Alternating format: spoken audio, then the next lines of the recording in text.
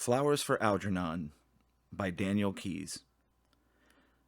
Progress Report 1, March 5th, 1965. Mr. Strauss says I should write down what I think and everything that happens to me from now on. I don't know why, but he says it's important, so they will see if they will use me. I hope they use me. Miss Kenyon says maybe they can make me smart. I want to be smart. My name is Charlie Gordon. I am 37 years old, and 2 weeks ago was my birthday. I have nothing more to write now, so I will close for today. Progress Report 2, March 6. I had a test today. I think I failed it, and I think that maybe now they won't use me. What happened is a nice young man was in the room, and he had some white cards with ink spilled all over them. He said, "Charlie, what do you see on this card?" I was very scared, even though I had my rabbit's foot in my pocket, because when I was a kid I had always failed tests in school, and I spilled ink too. I told him I saw an ink blot. He said yes, and it made me feel good. I thought that was all, but when I got up to go, he stopped me. He said, "Now sit down, Charlie, we are not through yet." Then I don't remember so good, but he wanted me to say what was in the ink. I didn't see nothing in the ink, but he said there was pictures there. Other people saw some pictures. I couldn't see any pictures. I really tried to see. I held the card close up and then far away. Then I said if I had my glasses, I could see better. I usually only wear my glasses in the movies or TV, but I said they're in the closet in the hall. I got them. Then I said, "Let me see that card again. I bet I'll find it now." I tried hard, but I still couldn't find the pictures. I only saw the ink. I told him maybe I need new glasses. He wrote something down on a paper, and I got scared of failing the test. I told him it was a very nice ink blot with little points all around the edges. He looked very sad, so that wasn't it. I said, "Please let me try again. I'll get it in a few minutes because I'm not so fast sometimes. I'm a slow reader, too, in Miss Kenyon's class for slow adults, but I'm trying very hard." He gave me a chance with another card that had two kinds of ink spilled on it, red and blue. He was very nice and talked slow like Miss Kenyon does, and he explained it to me that it was a raw shock. He said people see things in the ink. I said, "Show me where." He said, "Think." I told him I think an ink blot, but that wasn't right either. He said, "What does it remind you? Pretend something." I closed my eyes for a long time to pretend. I told him I pretend a fountain pen with ink leaking all over a tablecloth. Then he got up and went out. I don't think I passed the raw shock test. Progress Report 3, March 7. Dr. Strauss and Dr. Niemer say it don't matter about the ink blots. I told them I didn't spill the ink on the cards and I couldn't see anything in the ink. They said that maybe they will still use me. I said Miss Kenyon never gave me tests like that one, only spelling and reading. They said Miss Kenyon told that I was her bestest pupil in the adult night school because I tried the hardest and I really wanted to learn. They said, "How come you went to the adult night school all by yourself, Charlie? How did you find it?" I said I asked people and somebody told me where I should go to learn to read and spell good. They said, "Why did you want to?" I told them because all my life I wanted to be smart and not dumb. But it's very hard to be smart. They said, "You know it will probably be temporary." I said yes. Miss Kenyon told me, "I don't care if it hurts." Later I had more crazy tests today. The nice lady who gave it to me told me the name and I asked her, "How do you spell it so I can write it in my progress report?" Thematic apperception test. I don't know the first two words, but I know what test means. You got to pass it or you get bad marks. This test looked easy because I could see the pictures. Only this time she didn't want me to tell her the pictures. That mixed me up. I said the man yesterday said I should tell him what I saw in the ink. She said that don't make no difference. She said make up stories about the people in the pictures. I told her, "How can you tell stories about people you never met?" I said, "Why should I make up lies? I never tell lies anymore because I always get caught." She told me this test and the other one, the raw shock, was for getting personality. I laughed so hard. I said, "How can you get that thing from ink blots and photos?" She got sore and put her pictures away. I don't care. It was silly. I guess I failed that test too. Later, some men in white coats took me to a different part of the hospital and gave me a game to play. It was like a race with the white mouse. They called the mouse Algernon. Algernon was in a box with a lot of twists and turns, like all kinds of walls, and they gave me a pencil and a paper with lines and lots of boxes. On one side it said start, and on the other end it said finish. They said it was amazed, and that Algernon and me had the same amazed to do. I didn't see how we could have the same amazed if Algernon had a box and I had a paper, but I didn't say nothing. Anyway, there wasn't time because the race started. One of the men had a watch he was trying to hide so I wouldn't see it, so I tried not to look, and that made me nervous. Anyway, that test made me feel worser than all the others because they did it over 10 times with different amazed, and Algernon won every time. I didn't know that mice were so smart. Maybe that's because Algernon is a white mouse. Maybe white mice are smarter than other mice. Progress Report 4, Mar 8. They're going to use me. I'm so excited I can hardly write. Dr. Niemer and Dr. Strauss had an argument about it first.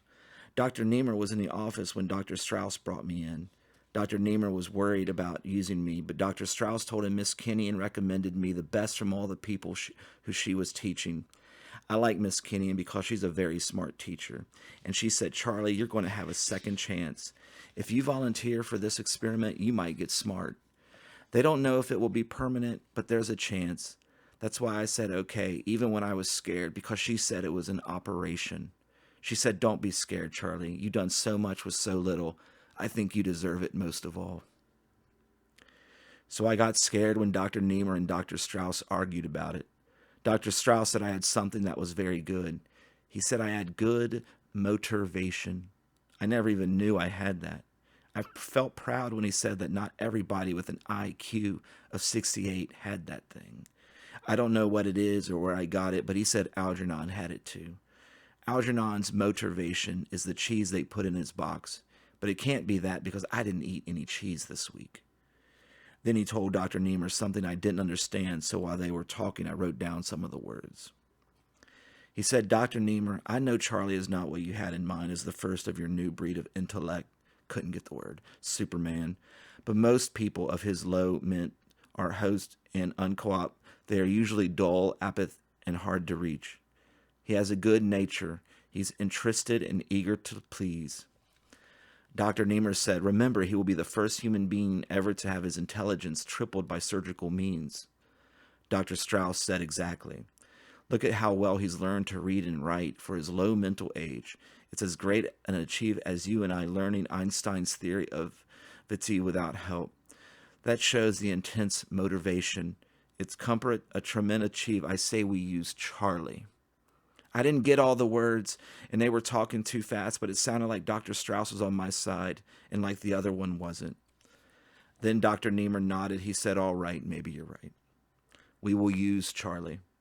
When he said that, I got excited. I jumped up and shook his hand for being so good to me. I told him, thank you, Doc. You won't be sorry for giving me a second chance. And I mean it like I told him. After the operation, I'm going to try to be smart. I'm going to try awful hard. Progress Rip 5, March 10. I'm scared. Lots of people who work here and the nurses and the people who gave me the test came to bring me candy and wish me luck. I hope I have luck. I got my rabbit's foot and my lucky penny and my horseshoe. Only a black cat crossed me when I was coming to the hospital. Dr. Strauss says, don't be superstitious, Charlie. This is science. Anyway, I'm keeping my rabbit's foot with me.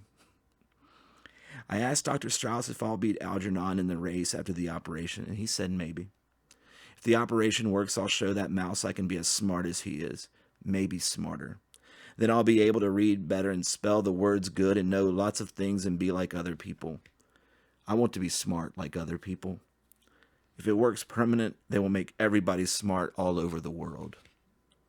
They didn't give me anything to eat this morning. I don't know what that eating has to do with getting smart. I'm very hungry, and Dr. Niemer took away my box of candy. Then Dr. Niemer is a grouch. Dr. Strauss says I can have it back after the operation. You can't eat before an operation.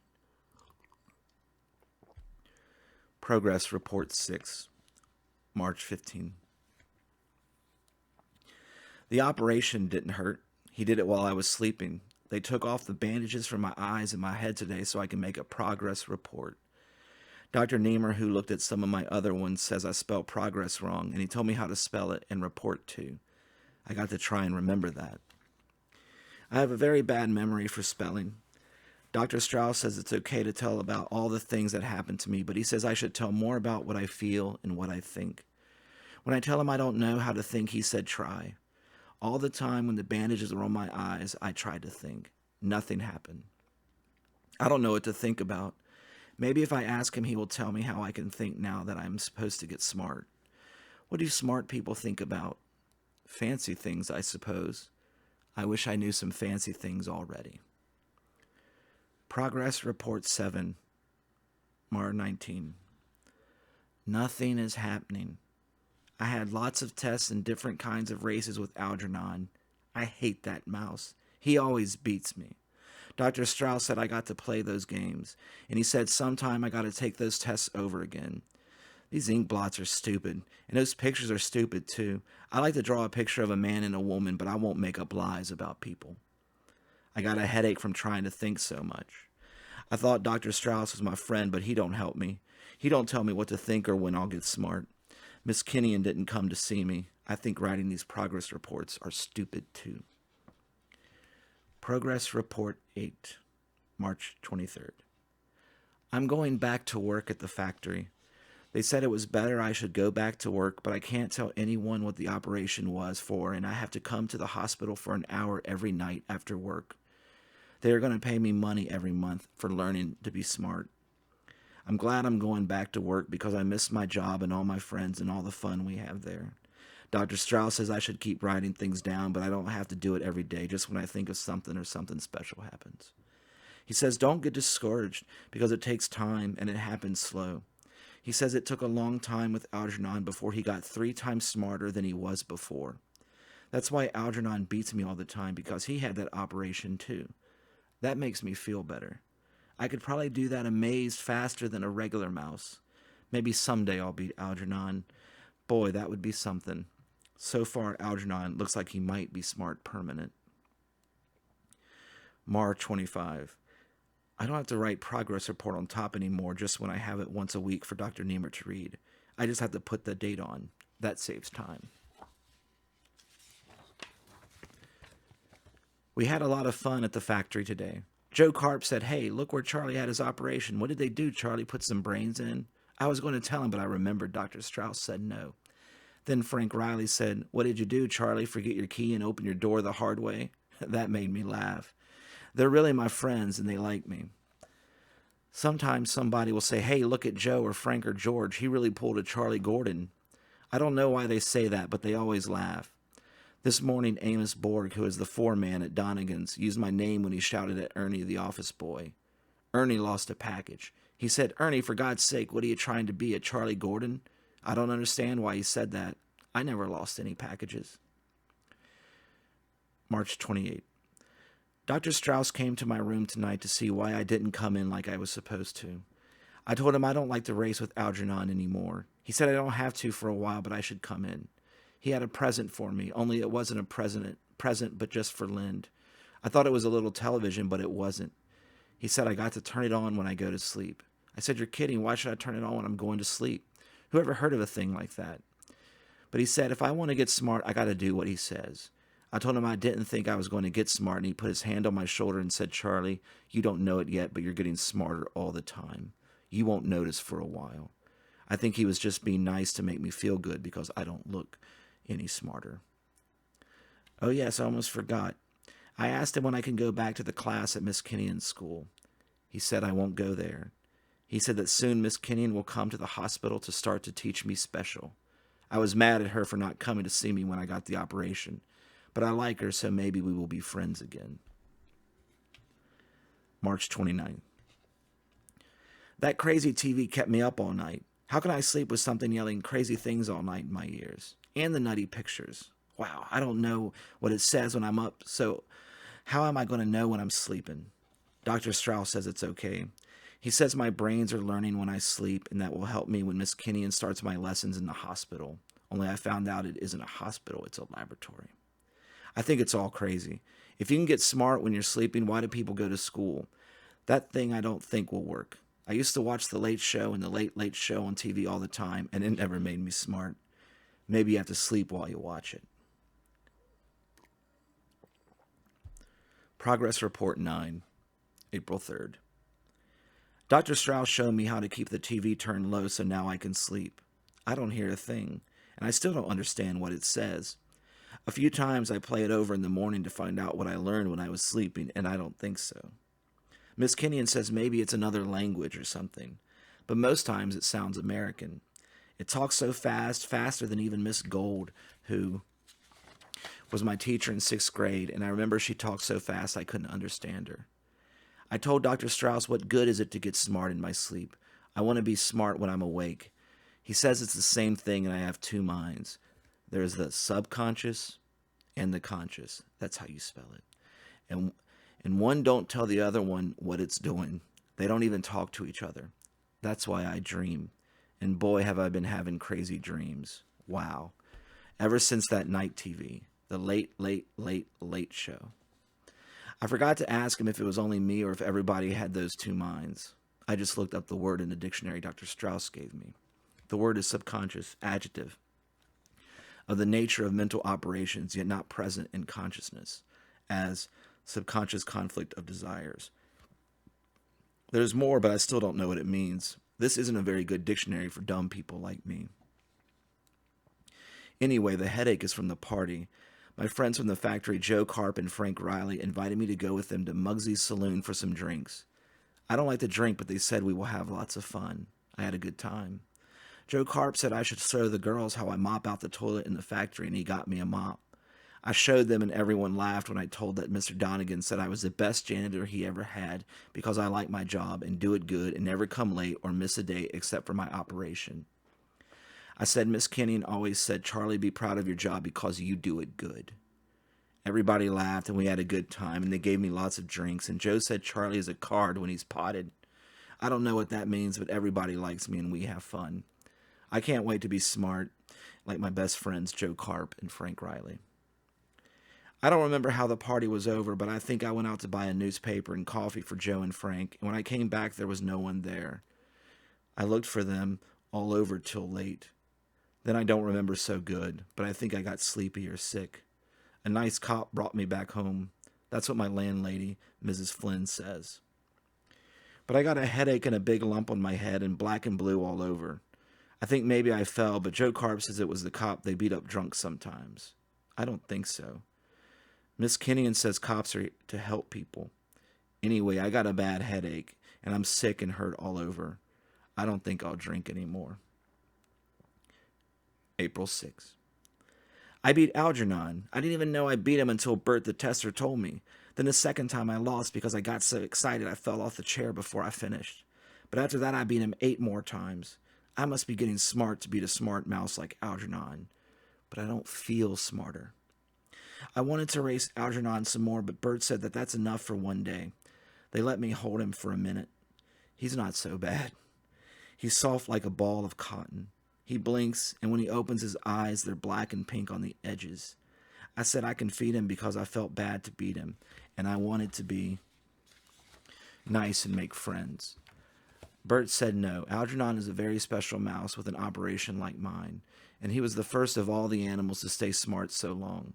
He told me Algernon is so smart that every day he has to solve a test to get his food. It's a thing like a lock on a door that changes every time Algernon goes in to eat, so he has to learn something new to get his food. That made me sad, because if he couldn't learn, he would be hungry. I don't think it's right to make you pass a test to eat. How would Dr. Niemer like it to have to pass a test every time he wants to eat? I think I'll be friends with Algernon. April 9. Tonight after work, Miss Kenyon was at the laboratory. She looked like she was glad to see me, but scared. I told her, don't worry, Miss Kenyon, I'm not smart yet, and she laughed. She said, I have confidence in you, Charlie, the way you struggled so hard to read and write better than all the others. At worst, you will have it for a little while, and you're doing something for science. We are reading a very hard book. I never read such a hard book before. It's called Robinson Crusoe, about a man who gets marooned on a desert island. He's smart and figures out all kinds of things so he can have a house and food, and he's a good swimmer. Only I feel sorry because he's all alone and has no friends. But I think there must be somebody else in the island because there's a picture with this funny umbrella looking at footprints. I hope he gets a friend and not be lonely. April 10. Miss Kenyon teaches me to spell better. She says, look at a word and close your eyes and say it over and over until you remember. I have lots of trouble with through, that you say through, and enough and tough, that you don't say anew and to. You got to say enough and tough. That's how I used to write it before I started to get smart. I'm confused, but Miss Kenyon says there's no reason in spelling. April 14th. Finished Robinson Crusoe. I want to find out more about what happens to him, but Miss Kenyon says that's all there is. Why? April 15th. Miss Kenyon says I'm learning fast. She read some of the progress reports and she looked at me kind of funny. She says I'm a fine person and I'll show them all. I asked her why. She said never mind, but I shouldn't feel bad if I find out that everybody isn't nice like I think. She said for a person who God gave so little to, you've done more than a lot of people with brains they never even used. I said all my friends are smart people, but they're good. They like me and they never did anything that wasn't nice. Then she got something in her eye and she had to run out to the ladies' room. April 16th. Today I learned the comma. This is a comma, a period with a tail. Miss Kenyon says it's important because it makes writing better. She said somebody could lose a lot of money if a comma isn't in the right place. I don't have any money and I don't see how a comma keeps you from losing it. But she says everybody uses commas, so I'll use them too.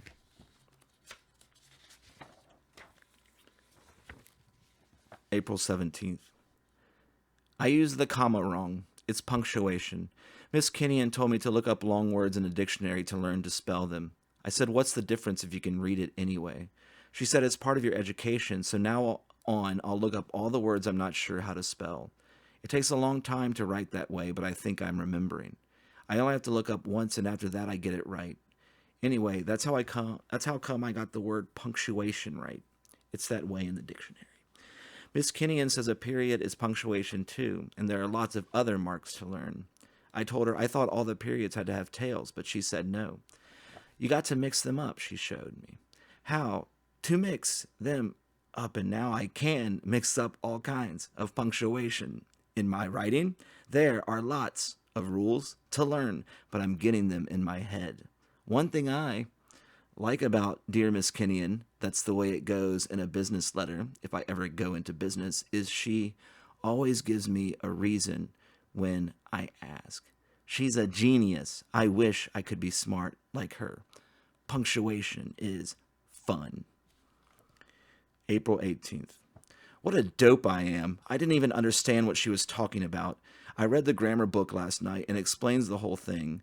Then I saw it was the same way as Miss Kenyon was trying to tell me, but I didn't get it. I got up in the middle of the night and the whole thing straightened out in my mind. Miss Kenyon said that the TV working in my sleep helped out. She said I reached a plateau. That's like the flat top of a hill. After I figured out how punctuation worked, I read over all my old progress reports in the beginning. Boy, did I have crazy spelling and punctuation.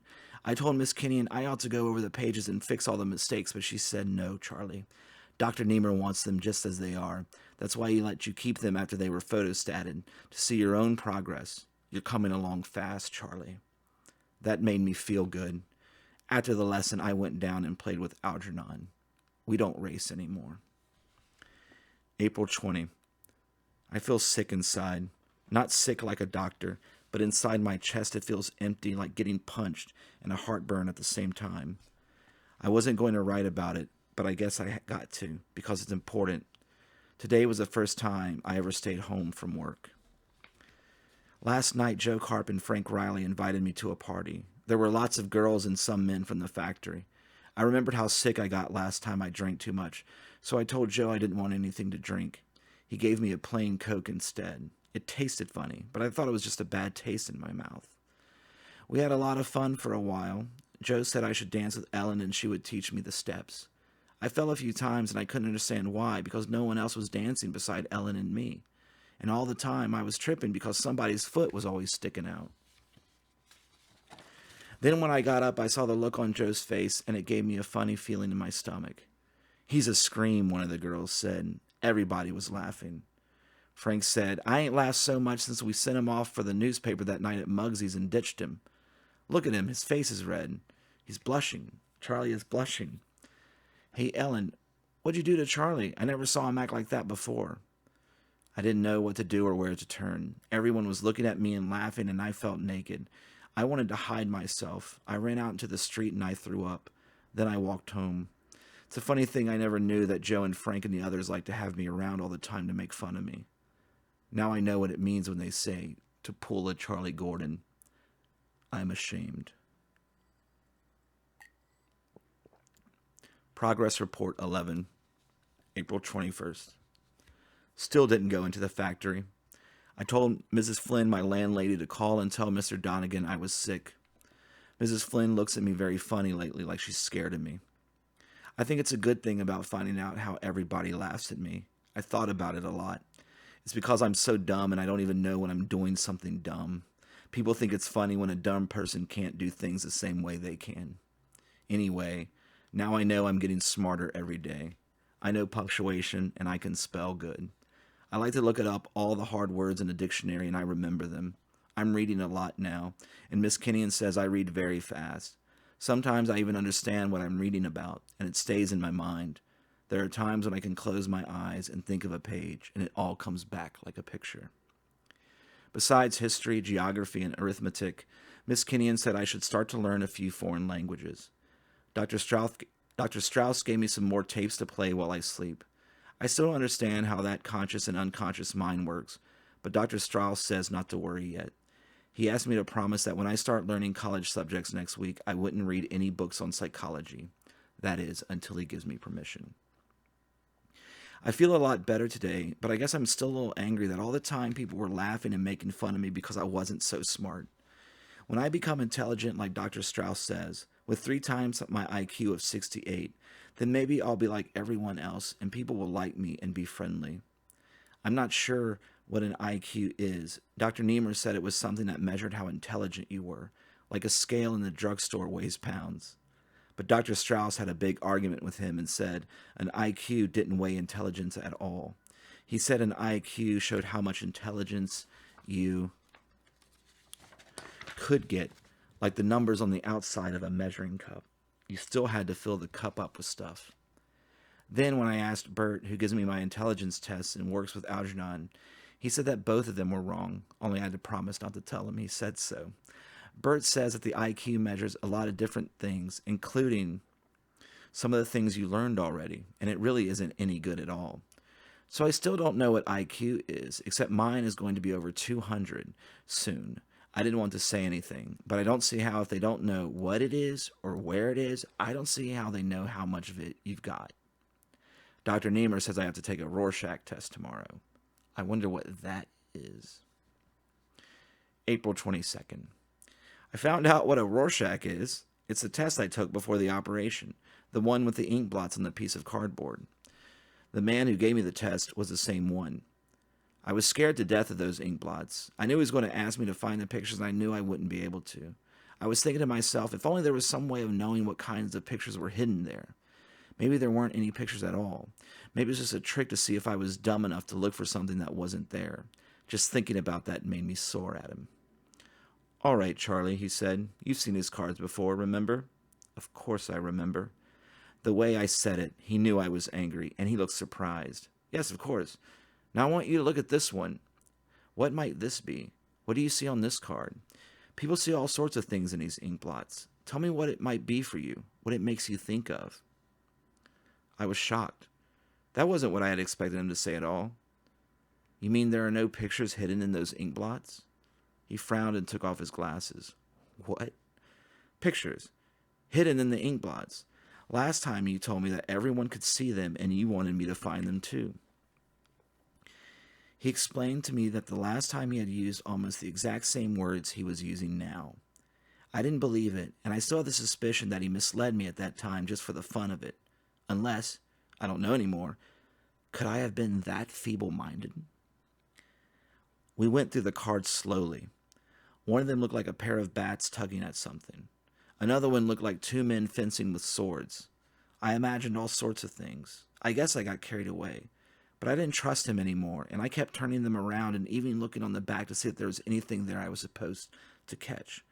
While he was making his notes, I peeked out of the corner of my eye to read it, but it was all in code that looked like WF plus A, DDF dash AD, orig, WF dash A, SF plus obj. The test still doesn't make sense to me. It seems to me that anyone could make up lies about things that they didn't really see. How could he know I wasn't making a fool of him by mentioning things that I didn't really imagine? Maybe I'll understand it when Dr. Strauss lets me read up on psychology. April 25th. I figured out a new way to line up the machines in the factory, and Mr. Donegan says it will save him $10,000 a year in labor and increase production. He gave me a $25 bonus. I wanted to take Joe Carp and Frank Riley out to lunch to celebrate, but Joe said he had to buy some things for his wife, and Frank said he was meeting his cousin for lunch. I guess it'll take a little time for them to get used to the changes in me. Everybody seems to be frightened of me. When I went over to Amos Borg and tapped him on the shoulder, he jumped up in the air. People don't talk to me much anymore or kid around the way they used to. It makes the job kind of lonely. April 27th. I got up the nerve today to ask Miss Kenyon to have dinner with me tomorrow night to celebrate my bonus. At first she wasn't sure it was right, but I asked Dr. Strauss and he said it was okay. Dr. Strauss and Dr. Niemer don't seem to be getting along so well. They're arguing all the time. This evening when I came in to ask Dr. Strauss about having dinner with Miss Kenyon, I heard them shouting. Dr. Niemer was saying that it was his experiment and his research, and Dr. Strauss was shouting back that he contributed just as much because he found me through Miss Kenyon and he performed the operation. Dr. Strauss said that someday thousands of neurosurgeons might be using his technique all over the world. Dr. Niemer wanted to publish the results of the experiment at the end of this month. Dr. Strauss wanted to wait a while longer to be sure. Dr. Strauss said that Dr. Niemer was more interested in the chair of psychology at Princeton than he was in the experiment. Dr. Niemer said that Dr. Strauss was nothing but an opportunist who was trying to ride to glory on his coattails. When I left afterwards, I found myself trembling. I don't know why for sure, but it was as if I'd seen both men clearly for the first time. I remember hearing Bert say that Dr. Niemer had a shrew of a wife who was pushing him all the time to get things published so that he could become famous. Bert said that the dream of her life was to have a big-shot husband. Was Dr. Strauss really trying to ride on his coattails? April 28th. I don't understand why I never noticed how beautiful Miss Kenyon really is. She has brown eyes and feathery brown hair that comes to the top of her neck. She's only 34. I think from the beginning I had the feeling that she was an unreachable genius and very, very old. Now every time I see her, she grows younger and more lovely. We had dinner and a long talk. When she said that I was coming along so fast that soon I'd be leaving her behind, I laughed. It's true, Charlie. You're already a better reader than I am. You can read a whole page at a glance, while I can take in only a few lines at a time. And you remember every single thing you read. I'm lucky if I can recall the main thoughts and the general meaning. I don't feel intelligent. There's so many things I don't understand. She took out a cigarette and I lit it for her. You've got to be a little patient. You're accomplishing in days and weeks what it takes normal people to do in half a lifetime. That's what makes it so amazing. You're like a giant sponge now, soaking things in, facts, figures, general knowledge, and soon you'll begin to connect them too. You'll see how the different branches of learning are related. There are many levels, Charlie, like steps on a giant ladder that take you up higher and higher to see more and more of the world around you. I can see only a little bit of that, Charlie. And I won't go much higher than I am now, but you'll keep climbing up and see more and more, and each step will open new worlds that you never even knew existed. She frowned.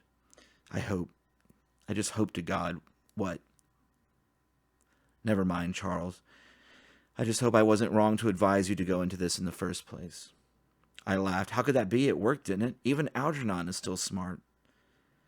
We sat there silently for a while, and I knew what she was thinking about as she watched me toying with the chain of my rabbit's foot and my keys. I didn't want to think of that possibility any more than elderly people want to think of death. I knew that this was only the beginning. I knew what she meant about levels because I had seen some of them already. The thought of leaving her behind made me sad. I'm in love with Miss Kenyon. Progress Report 12, April 30. I've quit my job with Donegan's plastic box company. Mr. Donegan insisted that it would be better for all concerned if I left. What did I do to make them hate me so? The first I knew of it was when Mr. Donegan showed me the petition. 840 names, everyone connected with the factory except Fanny Gurdon. Scanning the list quickly, I saw at once that hers was the only missing name. All the rest demanded that I be fired. Joe Karp and Frank Riley wouldn't talk to me about it. No one else would either except Fanny. She was one of the few people I'd known who set her mind to something and believed it no matter what the rest of the world proved, said, or did, and Fanny did not believe that I should have been fired. She had been against the petition on principle, and despite the pressure and threats, she had held out. Which don't mean to say, she remarked, that I don't think there's something mighty strange about you, Charlie. Them changes, I don't know. You used to be a good, dependable, ordinary man. Not too bright, maybe, but honest. Who knows what you done to yourself to get so smart all of a sudden? Like everybody around here has been saying, Charlie, it's not right. But how can you say that, Fanny? What's wrong with a man becoming intelligent and wanting to acquire knowledge and understanding of the world around him? She stared down at her work, and I turned to leave. Without looking at me, she said, it was evil when Eve listened to the snake and ate from the tree of knowledge. It was evil when she saw that she was naked. If not for that, none of us would ever have to grow old and sick and die. Once again now, I have the feeling of shame burning inside me. This intelligence has driven a wedge between me and all the people I once knew and loved. Before they laughed at me and despised me for my ignorance and dullness. Now they hate me for my knowledge and understanding. What in God's name do they want of me? They've driven me out of the factory. Now I'm more alone than ever before. May 15th. Dr. Strauss is very angry at me for not having written any progress reports in 2 weeks. He's justified because the lab is now paying me a regular salary. I told him I was too busy thinking and reading. When I pointed out that writing was such a slow process that it made me impatient with my poor handwriting, he suggested that I learn to type. It's much easier to write now because I can type nearly 75 words a minute. Dr. Strauss continually reminds me of the need to speak and write simply so that people will be able to understand me. I'll try to review all the things that happened to me during the last 2 weeks. Algernon and I were presented to the American Psychological Association sitting in convention with the World Psychological Association last Tuesday. We created quite a sensation. Dr. Niemer and Dr. Strauss were proud of us. I suspect that Dr. Niemer, who is 60, 10 years older than Dr. Strauss, finds it necessary to see tangible results of his work. Undoubtedly the result of pressure by Mrs. Niemer. Contrary to my earlier impressions of him, I realize that Dr. Niemer is not at all a genius. He has a very good mind, but it struggles under the specter of self-doubt. He wants people to take him for a genius. Therefore, it is important for him to feel that his work is accepted by the world. I believe that Dr. Niemer was afraid of further delay because he worried that someone else might make a discovery along these lines and take the credit from him. Dr. Strauss, on the other hand, might be called a genius, although I feel that his areas of knowledge are too limited. He was educated in a tradition of narrow specialization. The broader aspects of background were neglected far more than necessary, even for a neurosurgeon. I was shocked to learn that the only ancient languages he could read were Latin, Greek, and Hebrew, and that he knows almost nothing of mathematics beyond the elementary levels of the calculus of variations. When he admitted this to me, I found myself almost annoyed. It was as if he had hidden this part of himself in order to deceive me, pretending, as do many people I've discovered, to be what he is not. No one I've ever known is what he appears to be on the surface. Dr. Niemer appears to be uncomfortable around me. Sometimes when I try to talk to him, he just looks at me strangely and turns away. I was angry at first when Dr. Strauss told me I was giving Dr. Niemer an inferiority complex. I thought he was mocking me, and I'm oversensitive at being made fun of. How was I to know that a highly respected psycho-experimentalist like Niemer was unacquainted with Hindustani and Chinese? It's absurd when you consider the work that is being done in India and China today in the very field of his study. I asked Dr. Strauss how Niemer could refute Rahajamati's attacks on his methods and results if Niemer couldn't even read them in the first place. That strange look on Dr. Strauss's face can mean only one of two things. Either he doesn't want to tell Niemer what they're saying in India, or else, and this worries me, Dr. Strauss doesn't know either. I must be careful to speak and write clearly and simply so that people won't laugh. May 18th. I am very disturbed. I saw Miss Kenyon last night for the first time in over a week.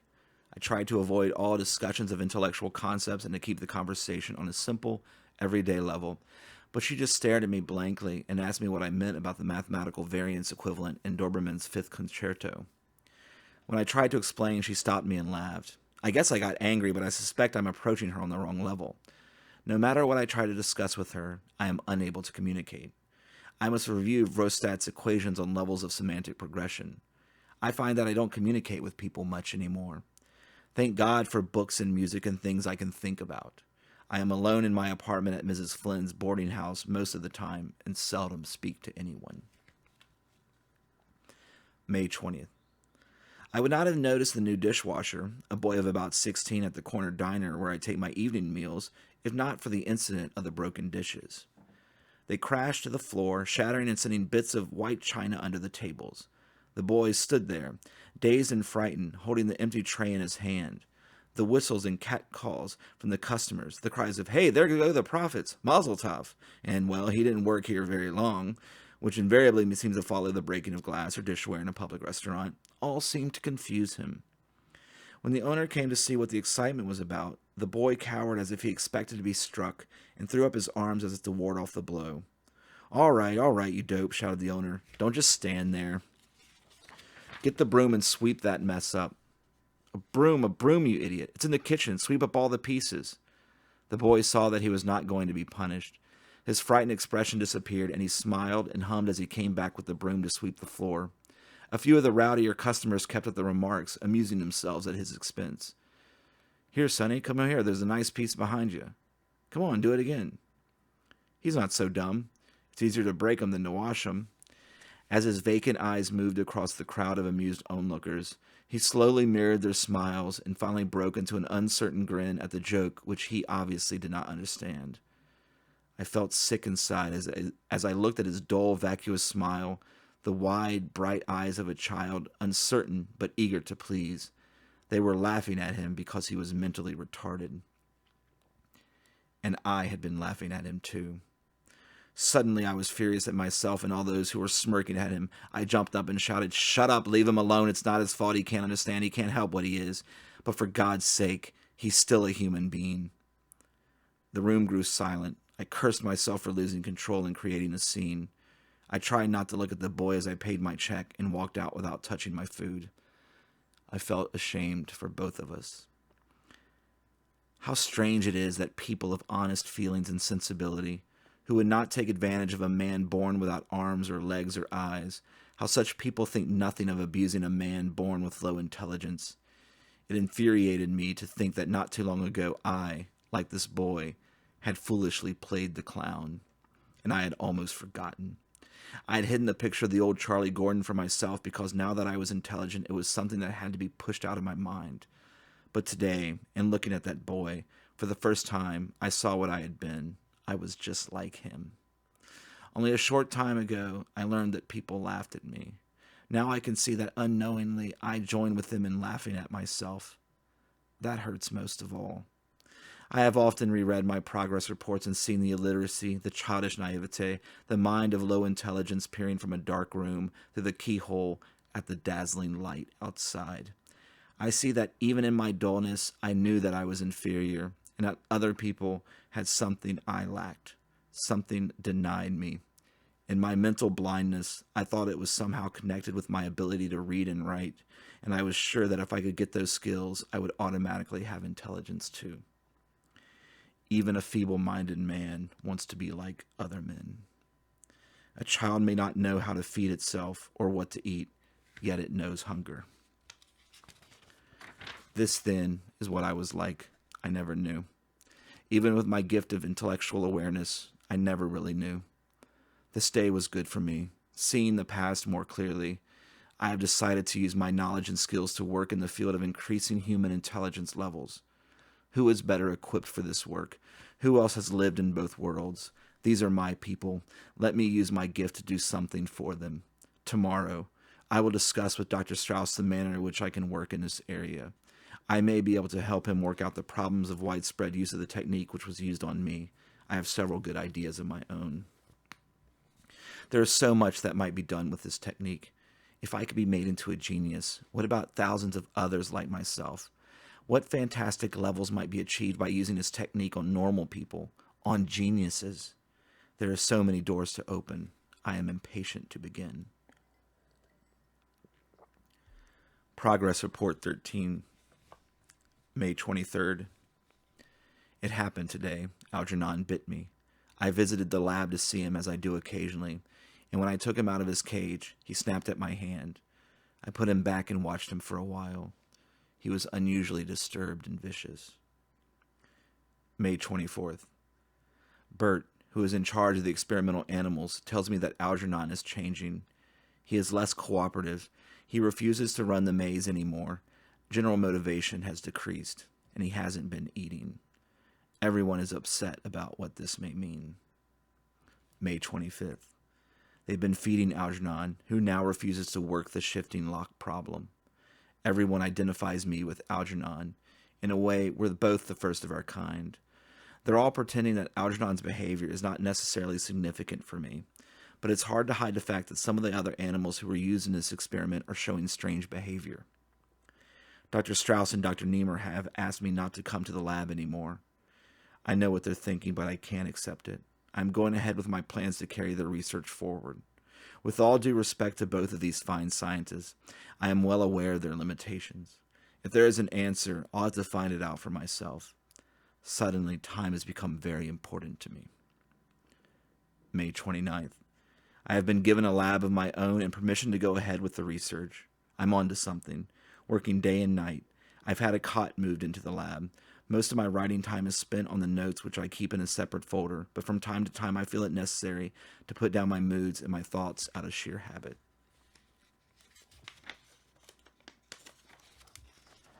I find the calculus of intelligence to be a fascinating study. Here is the place for the application of all the knowledge I have acquired. In a sense, it's the problem I've been concerned with all my life. May 31st. Dr. Strauss thinks I'm working too hard.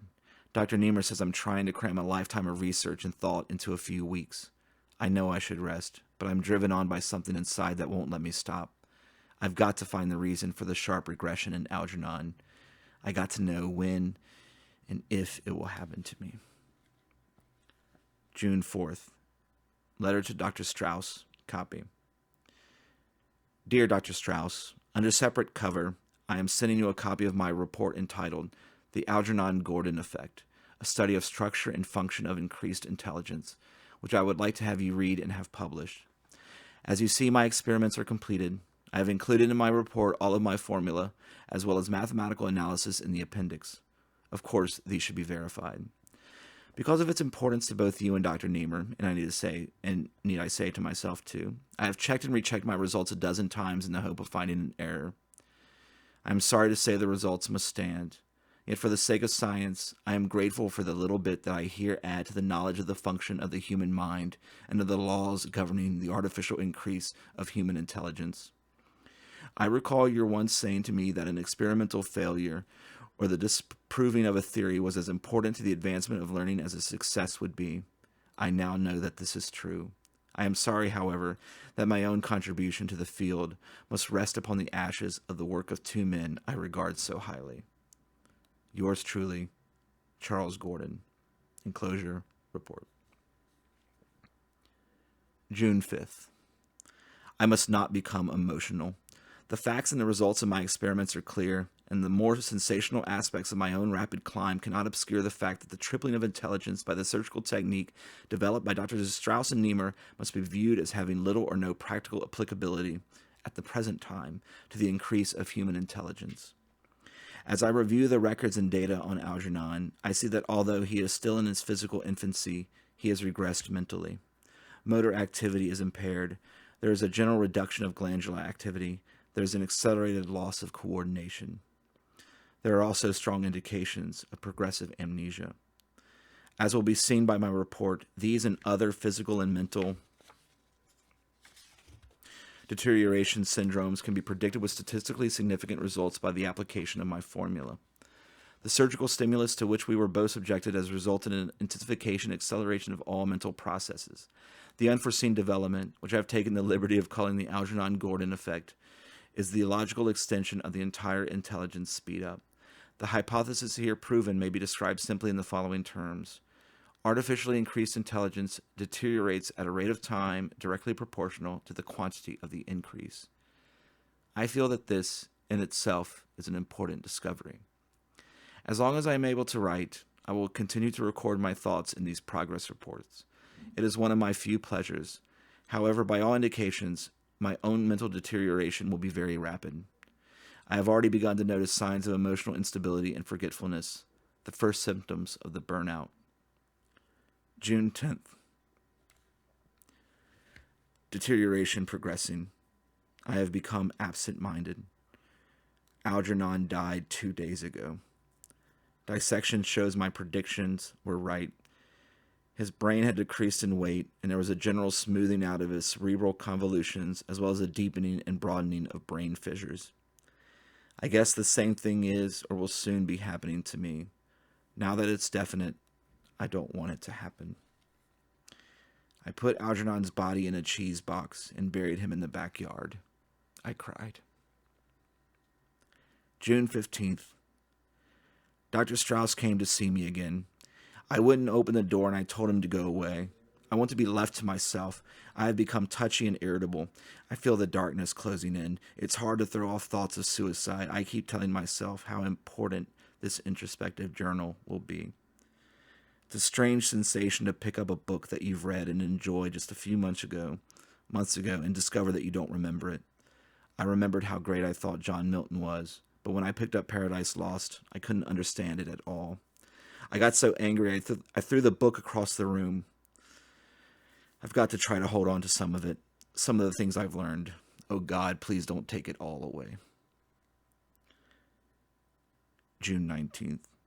Sometimes at night, I go out for a walk.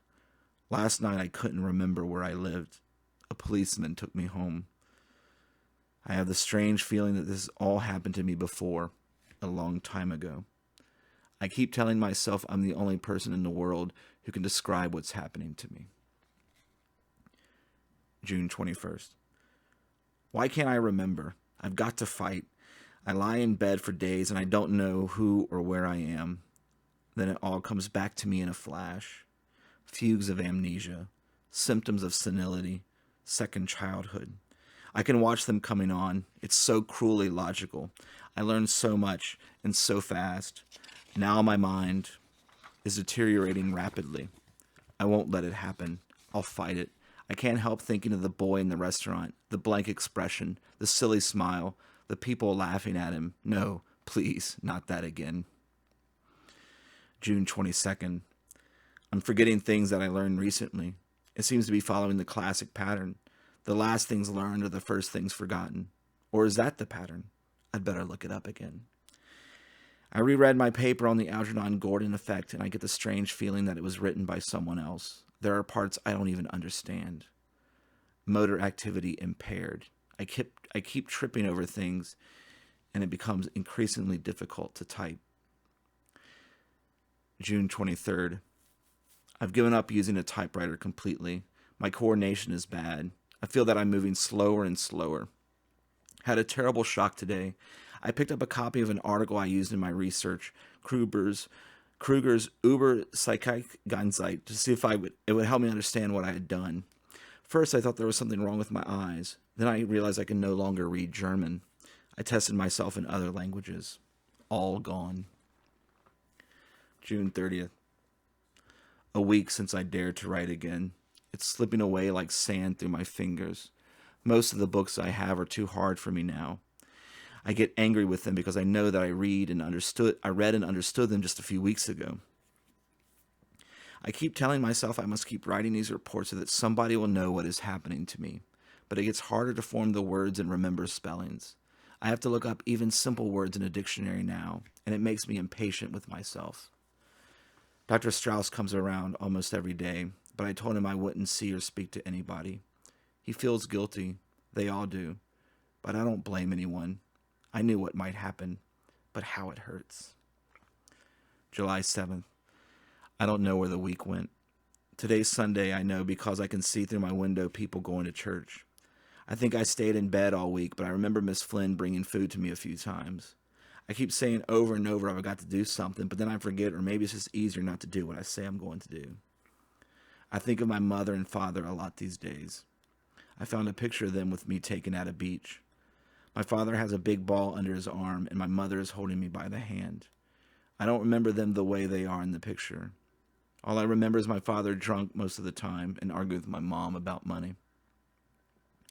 He never shaved much, and he used to scratch my face when he hugged me. My mother said he died, but Cousin Milty said he heard his mom and dad say that my father ran away with another woman. When I asked my mother, she slapped my face and said my father was dead.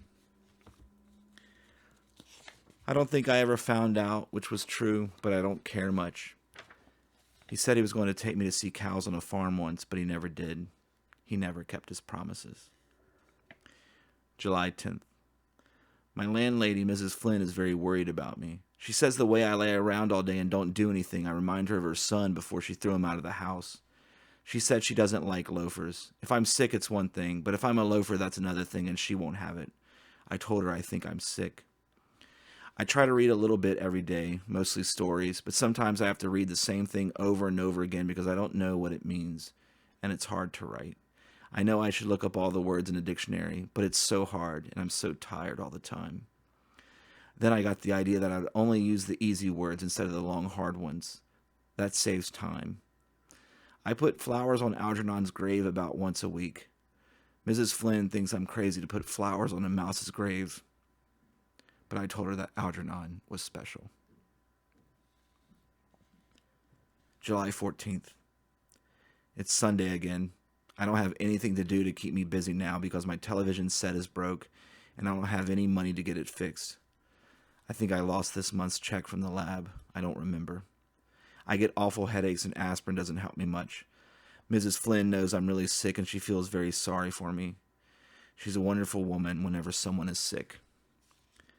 July 22nd. Mrs. Flynn called a strange doctor to see me. She was afraid I was going to die. I told the doctor I wasn't too sick and that I only forget sometimes. He asked me did I have any friends or relatives, and I said no, I don't have any. I told him I had a friend called Algernon once, but he was a mouse, and we used to run races together. He looked at me kind of funny, like he thought I was crazy. He smiled when I told him I used to be a genius. He talked to me like I was a baby, and he winked at Mrs. Flynn. I got mad and chased him out because he was making fun of me the way they all used to. July 24th. I have no more money, and Mrs. Flynn says I got to go to work somewhere and pay the rent because I haven't paid for over 2 months. I don't know any work but the job I used to have at Donegan's Plastic Box Company. I don't want to go back there because they all knew me when I was smart and maybe they'll laugh at me. But I don't know what else to do to get money. July 25th. I was looking at some of my old progress reports, and it's very funny, but I can't read what I wrote. I can make out some of the words, but they don't make sense. Mrs. Kinnian came to the door, but I said, "Go away, I don't want to see you." She cried and I cried too, but I wouldn't let her in because I didn't want her to laugh at me.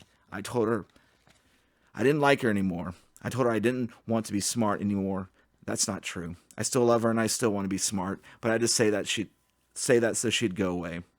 She gave Mrs. Flynn money to pay the rent. I don't want that. I got to get a job. Please. Please let me not forget how to read and write.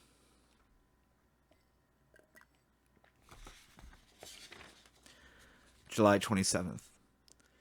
Mr. Donegan was very nice when I came back and asked him for my old job of janitor.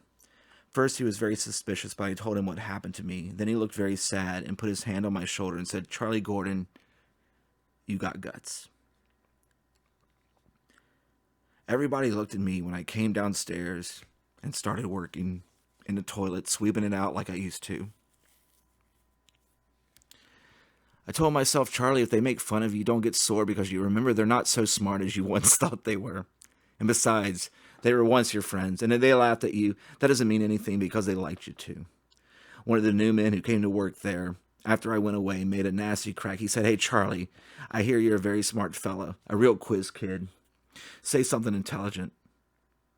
I felt bad, but Joe Carp came over and grabbed him by the shirt and said, "Leave him alone, you lousy cracker. I'll break your neck." I didn't expect Joe to take my part, so I guess he's really my friend.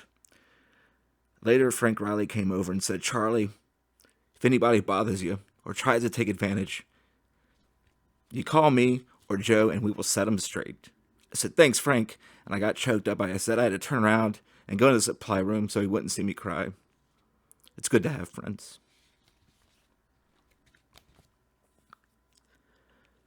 July 28th. I did a dumb thing today. I forgot I wasn't in Miss Kenion's class at the Adult Center anymore like I used to be. I went in and sat down in my old seat in the back of the room, and she looked at me funny and she said, "Charles." I didn't remember she ever called me that before, only Charlie, so I said, "Hello, Miss Kenyon. I'm ready for my lesson today, only I lost my reader that we was using."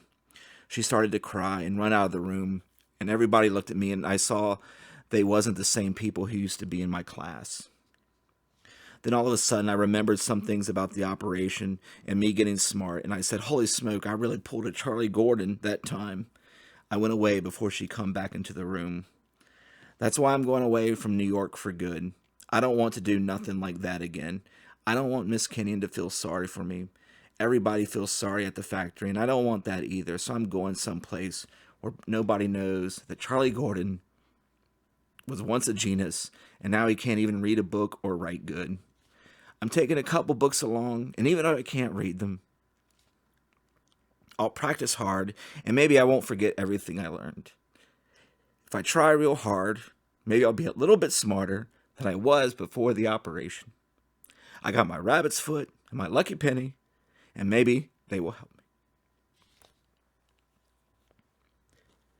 If you ever read this, Miss Kenyon, don't be sorry for me.